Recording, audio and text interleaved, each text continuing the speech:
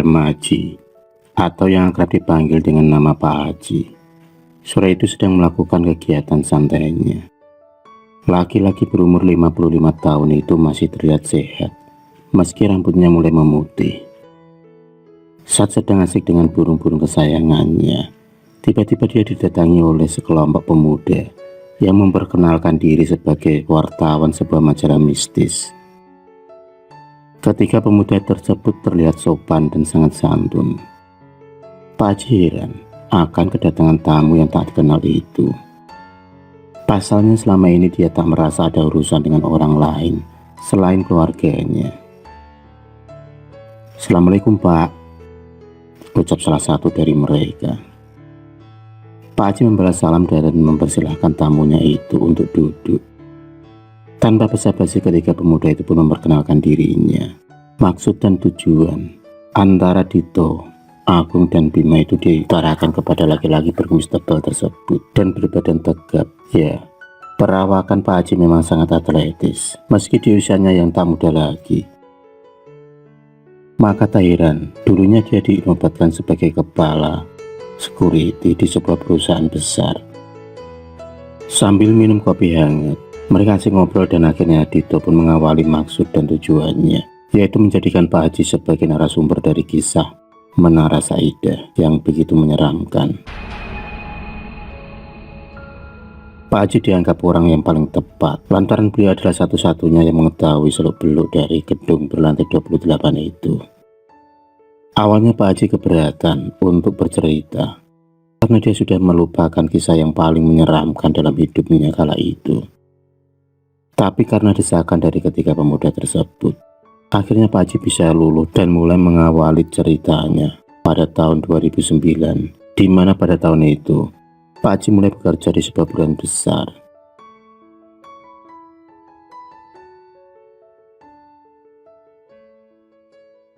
Bangunan gedung berlantai 28 yang terletak di daerah Jakarta Selatan, yang tepatnya pada Jalan MT Haryono, menyimpan beribu kisah misteri.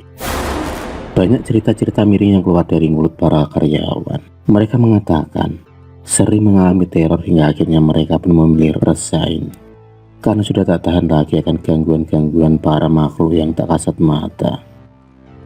Hanya Pak Haji lah yang bernyali besar. Mungkin demi menghidupi keluarganya, dia rela berdampingan dengan makhluk-makhluk astral penghuni Menara Saidah. Konon, banyak cerita-cerita miring dari gedung tersebut. Ada yang mengatakan kalau gedung itu dibangun di atas tanah kuburan, di mana pemilik perusahaan tak sepenuhnya memindahkan jenazah-jenazah tersebut. Maka tak heran, gedung itu sering ada penampakan yang merupakan arwah-arwah penasaran. Dan menurut Pak Haji, ada versi cerita yang lain, yaitu arwah-arwah penasaran itu adalah manusia yang dijadikan tumbal oleh pemilik perusahaan. Wallahu alam, entahlah, hanya Tuhan yang maha mengetahui. Sambil menghisap rokok cerutunya, Pak Haji pun menceritakan kisah yang tepatnya pada malam Jumat Kliwon. Kala itu beliau sedang asik mendengarkan radio sambil mengawasi lokasi gedung. Awalnya tampak biasa saja. Pak Haji sudah terbiasa dengan suasana yang sepi. Hingga pada pukul 11 malam dia pun mendengar jeritan dari atas. Suara itu begitu nyaring hingga mengusik ketenangan Pak Haji. Terpaksa dia pun melangkah menuju lantai 2. Butuh nyali yang begitu besar untuk menuju lantai tersebut.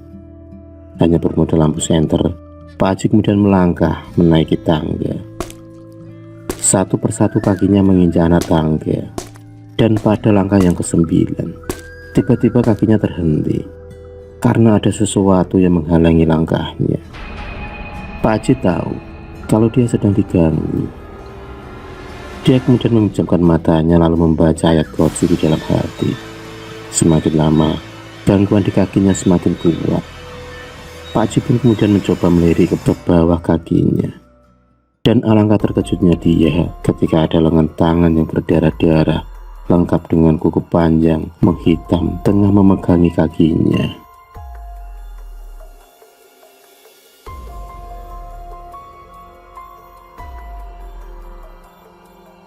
Pak Haji dengan sekuat tenaga mengalahkan rasa takutnya. Dia mengambil sebuah tongkat yang ada di sampingnya, mengucapkan mengucap takbir sambil memukul-mukulan tongkat tersebut ke arah potongan tangan tersebut. Dan dengan izin Allah, makhluk menyeramkan itu menghilang. Dengan nafas yang masih tak beraturan, Pak Haji kemudian melanjutkan langkahnya menuju ke lantai 2. Karena lama tak terpakai, fasilitas lift pun tak dapat berfungsi. Hanya bisa lewat dengan tangga darurat lah satu-satunya cara Pak Haji untuk naik ke lantai atas. Akhirnya Pak Haji sampai juga di lantai tersebut.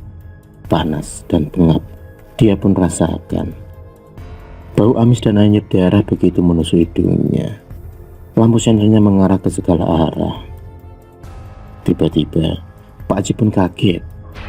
Lututnya bergetar saat melihat apa yang ada di hadapannya. Sosok wanita berbaju merah terbang ke sana kemari sambil tertawa cekikikan. Suaranya begitu melengking. Sosok wanita berbaju merah itu pun menatap ke arah Pak Haji. Kuku panjang itu hampir menyentuh lehernya. Untung saja Pak Haji mampu menepis dengan cara melempar sebuah tasbih pemberian dari kakeknya. Malam itu Pak Haji beruntung karena dapat keluar dari jeratan makhluk tersebut. Nyalinya ternyata masih kuat. Dia pun kemudian melangkahkan kakinya lagi sampai ke lantai yang paling atas. Sebenarnya baru kali ini Pak Haji memeriksa sampai ke lantai atas kembali semenjak gedung itu dikosongkan total untuk umum. Pak Haji pun berjalan penuh keyakinan. Pak Haji malah semakin penasaran. Nyalinya seperti diuji. Meski bulu kudunya merinding sejak tadi, tapi jiwanya semakin tertantang. Dia ingin membuktikan kalau gedung itu tak seseram cerita-cerita yang selama ini beredar.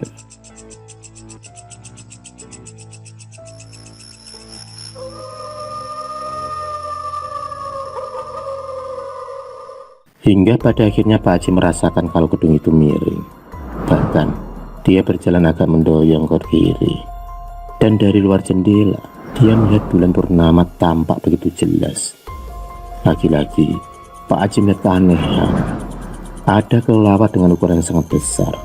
Kelelawar tersebut meraung layaknya serigala kelaparan. Sayapnya mampu membuat kaca-kaca gedung retak. Sungguh pemandangan di luar nalar. Bahkan orang tak akan percaya kalau belum menyaksikannya sendiri. Melihat keanehan tersebut, Pak Haji pun kemudian berjalan mundur. Jantungnya berdetak kencang. Nyalinya tiba-tiba menciut. Dia kemudian menuruni tangga meninggalkan makhluk raksasa tersebut. Penampakan kelelawar itu bukan seperti hantu, melainkan menjurus pada monster. Gigi taringnya yang tajam seolah haus akan daging manusia. Maka dia pun kemudian memutuskan lari dan melupakan kejadian malam itu.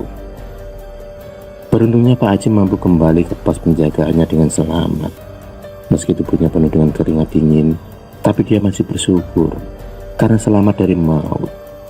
Tapi ternyata setelah kejadian malam itu, Pak Haji semakin sering mengalami teror. Bayangan putih keluar masuk lift sering dia temui.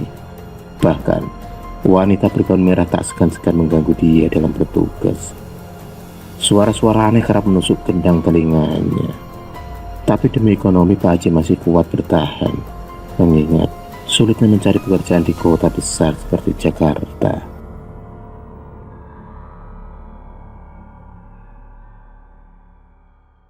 Hingga suatu malam Pak Haji bermimpi ditemui oleh sosok kelelawar tersebut. Kelelawar tersebut minta seorang gadis yang masih suci untuk ditumbalkan. Kalau tumbal itu tidak dipersembahkan, maka keluarga Pak Haji lah yang akan menjadi korban. Pak Haji seperti masuk dalam perangkap. Meski Pak Haji meronta, tapi kelelawar tersebut malah semakin beringas. Tangannya mengangkat tubuh Pak Haji dan siap melemparnya keluar gedung. Pak Haji pun berteriak sekuat tenaga dan menyebut nama Allah berulang kali. Tiba-tiba ada seorang wanita yang memanggil namanya. Dialah sang istri. Pak Haji pun dapat bernafas lega karena kejadian malam itu hanyalah mimpi buruk. Tapi anehnya mimpi itu datang terus-menerus, seolah kelelawar itu benar-benar menginginkan seorang gadis untuk ditumbalkan. Karena Pak Haji takut akan teror-teror itu menjadi nyata. Dengan terpaksa dia kemudian mengundurkan diri meski tanpa pesangon. Dia tak ingin lagi berurusan dengan hal-hal gaib yang membuat senam jantungnya. Akhirnya setelah Pak Haji keluar dari pekerjaannya, dia mendapatkan pekerjaan sesuai profesinya. Dan yang paling penting, dia terhindar dari teror kelelawar raksasa tersebut. Sampai sekarang, Pak Haji tak berani lewat daerah Menara Saidah. Bayang-bayang kelelawar masih mengisi otaknya.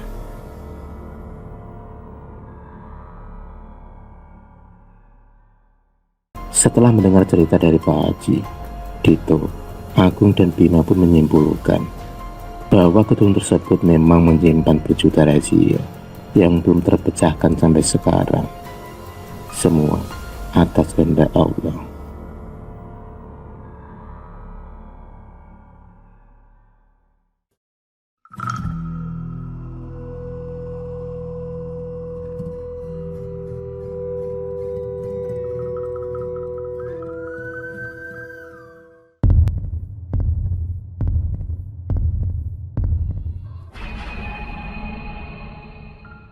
Terima kasih sudah menonton video cerita bergambar ini.